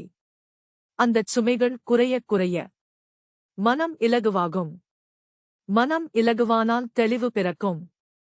தெளிவு வந்தால் கருணை மலரும். கருணை வந்தால் அமைதி பிறக்கும். அப்போது வாழ்க்கையை கட்டுப்படுத்த வேண்டிய அவசியம் குறையும். வாழ்க்கையின் இயல்பான ஓட்டத்தோடு இணைந்து வாழ முடியும். அதுவே தி விஸ்டம் ஆஃப் எம்ப்டினஸ் சொல்ல விரும்பும் ஆழமான உண்மையு. 7வது தலைப்பு, உன்னத சுதந்திரம், தி அல்டிமேட் ஃப்ரீடம். இந்த தலைப்பின் பெயரே மிகவும் சக்தி வாய்ந்ததாக இருக்கிறது. The ultimate freedom who. சுதந்திரம் என்றவுடன் நம் நினைவுக்கு முதலில் வருவது வெளிப்புற சுதந்திரம்தான். நாம் விரும்பியதைச் செய்ய வேண்டும். யாரும் நம்மை கட்டுப்படுத்தக்கூடாது. நம் விருப்பப்படி வாழ வேண்டும். இதைத்தான் பலர் சுதந்திரம் என்று நினைக்கிறார்கள். ஆனால் இந்த தலைப்பு பேசும் சுதந்திரம் அதைவிட மிகவும் ஆழமானது. ஒரு மனிதரை நினைத்துப் பாருங்கள். அவரை யாரும் கட்டுப்படுத்தவில்லை. நல்ல சம்பளம் இருக்கிறது. கார் இருக்கிறது. வீடு இருக்கிறது. நேரமும் இருக்கிறது. ஆனால் அவருடைய மனம் முழுவதும் பயத்தால் நிரம்பியிருக்கிறது. மன அழுத்தம் இருக்கிறது. கோபம் இருக்கிறது. ஒப்பீடு இருக்கிறது. அப்படியானால் அவர் உண்மையிலேயே சுதந்திரமானவரா? வெளியில் சுதந்திரம் இருக்கலாம். ஆனால் உள்ளே சங்கிலிகள் இருந்தால் அது முழுமையான சுதந்திரம் அல்ல. தி அல்டிமேட் ஃப்ரீடம் சொல்லுவது, வெளிப்புற சூழ்நிலைகள் மாறினாலும் உள்ளேயுள்ள அமைதி குலையாமல் இருக்கும் நிலையே உண்மையான சுதந்திரம். இதை அன்றாட வாழ்க்கையில் மிகவும் எளிதாக பார்க்கலாம். ஒருநாள் யாரோ உங்களை பாராட்டுகிறார்கள். நீங்கள் அருமையூ. உடனே மகிழ்ச்சி. மறுநாள் வேறு ஒருவர், உங்கள் வேலை நன்றாக இல்லையூ என்று விமர்சிக்கிறார். உடனே வருத்தம். அப்படியானால் உங்கள் மகிழ்ச்சியை யார் கட்டுப்படுத்துகிறார்கள்? நீங்கள் அல்ல, வேறு யாரோ. இந்த தலைப்பு சொல்லுவது, உங்கள் உணர்வுகளின் ரிமோட் கண்ட்ரோலை வேறு யாரிடமும் கொடுக்காதீர்கள். பாராட்டு வந்தாலும் அமைதி. விமர்சனம் வந்தாலும் அமைதி. அதுவே உள்சுதந்திரம். ஒரு பெரிய மரத்தை நினைத்துப் பாருங்கள். பலத்த காற்று வீசுகிறது. இலைகள் அசைகின்றன. ஆனால் அந்த மரத்தின் வேர்கள் மிகவும் ஆழமாக மண்ணுக்குள் பதிந்திருக்கின்றன. அதனால்தான் அந்த மரம் விழுவதில்லை. அதேபோல் நம் விழிப்புணர்வு வேர்களைப் போல ஆழமாக இருந்தால், வாழ்க்கையில் எத்தனை புயல்கள் வந்தாலும் நம் சமநிலை குலையாது. நம் பிரச்சனை என்னவென்றால், வேர்களை விட இலைகளில்தான் நம் முழு கவனமும் இருக்கிறது. வெளியில் நடக்கும் ஒவ்வொரு மாற்றமும் நம் மனதை அசைத்து விடுகிறது. தி அல்டிமேட் ஃப்ரீடம் சொல்லுவது, வேர்களை வலுப்படுத்துங்கள். இன்னொரு உதாரணம் பார்ப்போம். ஒரு நடிகர் மேடையில் பல கதாபாத்திரங்களில் நடிக்கிறார். ஒரு காட்சியில் அரசன், மற்றொரு காட்சியில் பிச்சைக்காரன், இன்னொரு காட்சியில் வில்லன். கதாபாத்திரங்கள் மாறிக்கொண்டே இருக்கின்றன. ஆனால் அவர்தான் யார் என்பதை மறந்து விடுகிறாரா? இல்லை. வாழ்க்கையிலும் நாமும் பல வேடங்களில் வாழ்கிறோம். அலுவலகத்தில் ஒரு ஊழியர், வீட்டில் ஒரு பெற்றோர், யாருக்கோ ஒரு நண்பர், யாருக்கோ ஒரு மகன், யாருக்கோ ஒரு மகள். வேடங்கள் மாறிக்கொண்டே இருக்கின்றன. ஆனால் அந்த வேடங்களையே நம் அடையாளமாக பற்றிக் கொள்ளும்போதுதான் துன்பம் ஆரம்பிக்கிறது. வேலை போய்விட்டால் நான் முடிந்துவிட்டேன் குட் என்று நினைக்கிறோம். ஒரு உறவு முடிந்துவிட்டால் என் வாழ்க்கையே முடிந்துவிட்டது யூத் என்று நினைக்கிறோம். மாறியது வேடம்தான், மாறாதது விழிப்புணர்வு. இதைத்தான் இந்த தலைப்பு நமக்கு புரிய வைக்கிறது. நம் மனத்திற்கு மிகவும் பிடிக்காத ஒன்று நிச்சயமின்மை. எல்லாவற்றையும் முன்கூட்டியே தெரிந்து கொள்ள வேண்டும் என்று அது விரும்புகிறது. நாளை என்ன நடக்கும்? அடுத்த வருடம் என்ன ஆகும்? எதிர்காலம் பாதுகாப்பாக இருக்குமா? ஆனால் வாழ்க்கை எப்போதுமே நிச்சயமற்றதுதான். ஒரு விவசாயி விதை விதைக்கிறார். மழை வருமா? எவ்வளவு பெய்யும்? யாருக்கும் உறுதியாக தெரியாது. அதற்காக அவர் விதை விதைப்பதை நிறுத்துகிறாரா? இல்லை. நம்பிக்கையுடன் தனது செயலைச் செய்கிறார். சுதந்திரம் என்பது நிச்சயமின்மை மறைந்து விடுவது அல்ல. நிச்சயமின்மை இருந்தாலும் பயம் இல்லாமல் வாழ்வதுதான். இதுதான் மிகப்பெரிய வித்தியாசம். எதிர்பார்ப்புகளையும் கொஞ்சம் பார்ப்போம். நம் வாழ்க்கையில் பல ஏமாற்றங்கள் எதிர்பார்ப்புகளால்தான் உருவாகின்றன. இந்த நபர் இப்படித்தான் இருக்க வேண்டும் ஹூட். இந்த சூழ்நிலை இப்படித்தான் நடக்க வேண்டும் ஹூட். ஆனால் வாழ்க்கை வேறு திசையில் சென்றுவிட்டால் விரக்தி பிறக்கிறது. தி அல்டிமேட் ஃப்ரீடம் சொல்லுவது, உண்மையோடு சண்டை போடாதீர்கள். உண்மையை ஏற்றுக்கொள்ளுங்கள். ஏற்றுக்கொள்வது பலவீனம் அல்ல, அது தெளிவு. ஒரு கப்பலின் கேப்டனை நினைத்துப் பாருங்கள். கடலில் அலைகள் வந்தால் அவர் கோபப்படுகிறாரா? காற்றோடு சண்டை போடுகிறாரா? இல்லை. அலை எப்படி இருக்கிறதோ அதற்கு ஏற்ப கப்பலின் திசையை மாற்றுகிறார். அதுதான் அறிவு. வாழ்க்கையிலும் அதேதான். நடந்ததை முதலில் ஏற்றுக்கொள்ளுங்கள். பிறகு சிறந்த செயலைச் செய்யுங்கள். எதிர்ப்பு குறைய குறைய துன்பமும் குறையும். ஒரு சிறிய குழந்தை பூங்காவில் விளையாடுகிறது. அது சிரிக்கிறது, ஓடி விளையாடுகிறது. யார் என்னை பார்க்கிறார்கள்? எத்தனை பேர் விரும்புவார்கள்? எத்தனை பேர் பாராட்டுவார்கள் என்று அது யோசிப்பதில்லை. அதனால்தான் அது இயல்பாக இருக்கிறது. ஆனால் பெரியவர்களான பிறகுதான் நாம் பல முகமூடிகளை அணிய ஆரம்பிக்கிறோம். இந்த நபரிடம் இப்படி பேச வேண்டும், அந்த நபரிடம் அப்படி நடந்து கொள்ள வேண்டும். மெதுவாக நம் உண்மையான இயல்பு மறைந்து விடுகிறது. சுதந்திரம் என்பது அந்த முகமூடிகளை ஒன்றன்பின் ஒன்றாக கழற்றுவதுதான். அன்றாட வாழ்க்கையில் இதை பயிற்சி செய்ய ஒரு எளிய வழி இருக்கிறது. ஒரு நாளில் சிறிது நேரம் எடுத்துக்கொண்டு உங்கள் எண்ணங்களை கவனியுங்கள். இதை நான் பயத்தினால் செய்கிறேனா? மற்றவர்களின் ஒப்புதலுக்காக செய்கிறேனா? அல்லது இதை உண்மையாகவே செய்ய விரும்புகிறேனா? இந்த 3 கேள்விகள் போதும். மெதுவாக நம் செயல்கள் தெளிவடைய ஆரம்பிக்கும். இன்னொரு மிக முக்கியமான விஷயம், மன்னிப்பு யூத். நாம் யார் மீது கோபம் வைத்திருக்கிறோமோ அவர்களை விட நாம் தான் அதிகமாக துன்பப்படுகிறோம். ஒரு கற்பனை செய்து பாருங்கள். உங்கள் கையில் எரியும் நெருப்பு துண்டை பிடித்துக்கொண்டு இதை நான் இன்னொருவர் மீது எறிவேன் என்று காத்திருக்கிறீர்கள். முதலில் யாருடைய கை எரியும்? உங்களுடையதுதான். கோபமும் அப்படித்தான். மன்னிப்பு என்பது நடந்ததை சரி என்று ஒப்புக்கொள்வது அல்ல. அதை மனதில் சுமந்து செல்வதை நிறுத்துவதுதான். அதுவே உண்மையான சுதந்திரம். வாழ்க்கையின் ஒவ்வொரு நொடியிலும் நமக்கு 2 தேர்வுகள் இருக்கின்றன. கடந்த காலத்தின் சங்கிலிகளை பிடித்துக்கொண்டு நடப்பதா? அல்லது நிகழ்காலத்தின் சுதந்திரத்தை தேர்ந்தெடுப்பதா? தி அல்டிமேட் ஃப்ரீடம் 2வது தேர்விற்குத்தான் நம்மை அழைக்கிறது. மெதுவாக நமக்கு புரிய ஆரம்பிக்கும். சுதந்திரம் என்பது யாராலும் நமக்கு கொடுக்க முடியாத ஒன்று. யாராலும் பறிக்கவும் முடியாத ஒன்று. அது நமக்குள் இருந்துதான் மலர வேண்டும். பயம் குறையும்போது சுதந்திரம். ஒப்பீடு குறையும்போது சுதந்திரம். எதிர்பார்ப்பு குறையும்போது சுதந்திரம். அகங்காரம் இலகுவாகும்போது சுதந்திரம். விழிப்புணர்வு ஆழமாகும்போது சுதந்திரம். அதனால்தான் இந்த தலைப்பு சொல்லும் உண்மையான சாரம் என்னவென்றால், உண்மையான சுதந்திரம் வெளிப்புற சூழ்நிலைகளில் இல்லை. அது நம் உள்நிலையில்தான் இருக்கிறது. வாழ்க்கை மாறட்டும், மனிதர்கள் மாறட்டும், சூழ்நிலைகள் மாறட்டும், ஆனால் நம் விழிப்புணர்வில் நிலைத்து நிற்கும் அமைதி மாறாமல் இருந்தால், அதைவிட பெரிய சுதந்திரம் வேறு எதுவும் இல்லை. அதுவே தி அல்டிமேட் ஃப்ரீடம் சொல்ல விரும்பும் மிக ஆழமான உண்மையும்.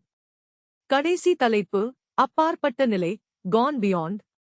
இந்த புத்தகத்தின் இறுதி தலைப்பு இதுதான். கான் பியாண்ட் என்று சொல்வதன் அர்த்தம், எங்கோ ஒரு புதிய இடத்திற்கு செல்வது அல்ல.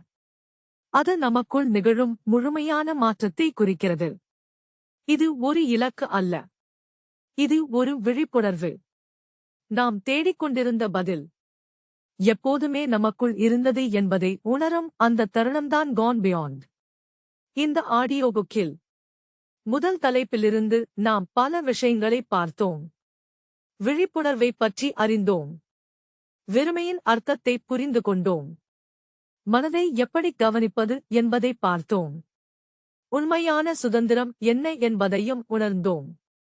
இப்போது இந்த எல்லா புரிதல்களும் ஒன்றாக இணைந்து ஒரு மிக எளிய உண்மையை நமக்கு காட்டுகின்றன. அது என்னவென்றால், நம் வாழ்க்கையின் மிகப்பெரிய போராட்டம் வெளியே இல்லை. அது நமக்குள்ளேயே உருவாகிறது. கொஞ்சம் யோசித்துப் பாருங்கள். சிறுவயதில் ஒரு ஆசை இருந்தது. அது நிறைவேறினால் மகிழ்ச்சி. பிறகு இன்னொரு ஆசை. அதுவும் நிறைவேறியது. மீண்டும் வேறொன்று. இப்படியே நம் வாழ்க்கை முடிவில்லாத தேடலாக மாறிவிடுகிறது. ஒருநாள் நம்மை நாமே கேட்டுக்கொள்ள வேண்டும். நான் உண்மையில் என்ன தேடிக் கொண்டிருக்கிறேன்? அது வெளியே கிடைக்குமா? இந்த கேள்விகளுக்கு நேர்மையாக விடை தேட ஆரம்பிக்கும் தருணத்தில்தான் கான் பியாண்ட் என்ற பயணம் தொடங்குகிறது. ஒரு மனிதர் பாலைவனத்தில் நடந்து செல்கிறார் என்று கற்பனை செய்து பாருங்கள். தொலைவில் தண்ணீர் இருப்பது போல தெரிகிறது. அவர் ஓடுகிறார். அருகில் சென்றவுடன் அது மறைந்து விடுகிறது. மீண்டும் வேறொரு திசையில் தண்ணீர் இருப்பது போல தெரிகிறது. மீண்டும் ஓடுகிறார். அது கானல் நீர். நம் வாழ்க்கையிலும் பல ஆசைகள் சில நேரங்களில் கானல் நீரைப் போன்றவை. இது கிடைத்தால் முழுமையான மகிழ்ச்சியு என்று நினைக்கிறோம். கிடைத்த பிறகு சில நாட்கள் மகிழ்ச்சி இருக்கும். பிறகு மீண்டும் அதே வெறுமை. கான் பியாண்ட் சொல்லுவது, கானல் நீரை துரத்துவதை நிறுத்துங்கள். உண்மையான நீர் எங்கே இருக்கிறது என்பதை பாருங்கள். நம் மனம் இடைவிடாமல் பல அடையாளங்களை உருவாக்கிக் கொண்டே இருக்கும். நான் தான் என் வேலையூட். நான் தான் என் பணம்ஹூட். நான் தான் என் அந்தஸ்துயூட். நான் தான் என் வெற்றியூட். ஆனால் இவை எல்லாம் ஒருநாள் மாறிவிடுமா? ஆம், மாறிவிடும். வேலை மாறும். உடல் மாறும். வயது மாறும். உறவுகளும் மாறலாம். அப்படியானால் இவை எல்லாம் மாறும்போது நான் என்ற உணர்வும் மறைந்துவிடுமா? இல்லை. அப்படியானால் அந்த நான் என்பதன் உண்மையான அர்த்தம் என்ன? இதைத்தான் இந்த தலைப்பு நம்மிடம் கேள்வியாக எழுப்புகிறது. ஒரு வானத்தை கற்பனை செய்து பாருங்கள். காலையில் சூரிய உதயம். மதியம் பிரகாசமான வெளிச்சம். மாலையில் ஆரஞ்சு நிறம். இரவில் விண்மீன்கள். வானிலை மாறிக்கொண்டே இருக்கிறது. ஆனால் வானம் மாறிவிட்டதா? இல்லை. வாழ்க்கையில் நடக்கும் அனுபவங்கள் வானிலையைப் போன்றவை. விழிப்புணர்வு வானத்தைப் போன்றது.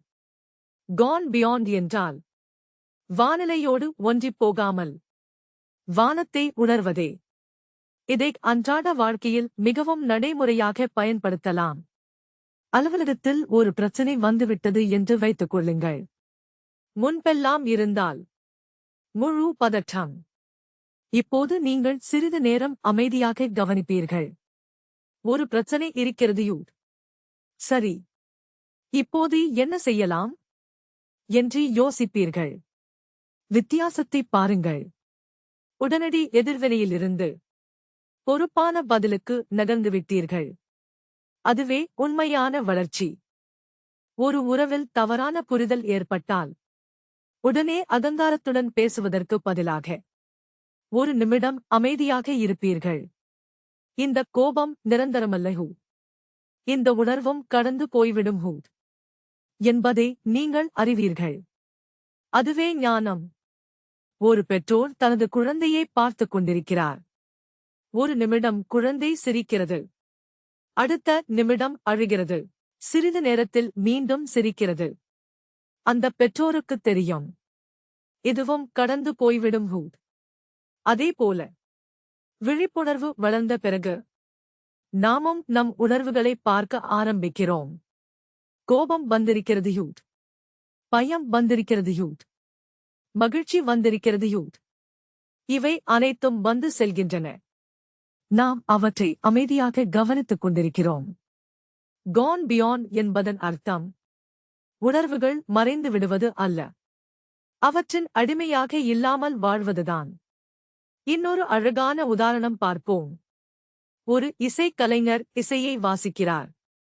அவர் ஒவ்வொரு இசைக்குறிப்பையும் வலுக்கட்டாயமாக கட்டுப்படுத்த முயற்சிப்பதில்லை. இசையின் ஓட்டத்தோடு ஒன்றாக இணைந்து விடுகிறார். அப்போது இசை இயல்பாக பிறக்கிறது. வாழ்க்கையும் அப்படித்தான். கட்டுப்பாடு குறைய குறைய இயல்பான ஓட்டம் அதிகரிக்கும். நம்பிக்கை அதிகரிக்கும். அமைதி அதிகரிக்கும். நம்மில் பலருக்கும் ஒரு பழக்கம் இருக்கிறது. ஒவ்வொரு விஷயத்திற்கும் ஒரு காரணம் தேடிக்கொண்டே இருப்போம். ஏன் இது நடந்தது? ஏன் எனக்கே நடந்தது? ஆனால் சில கேள்விகளுக்கு உடனடியாக பதில் கிடைக்காது. கான் பியாண்ட் சொல்லுவது, சில நேரங்களில் பதிலை விட அமைதியே பெரிய பதிலாக இருக்கும். அமைதியில்தான் தெளிவு பிறக்கிறது. அமைதியில்தான் ஏற்றுக்கொள்ளுதல் மலர்கிறது.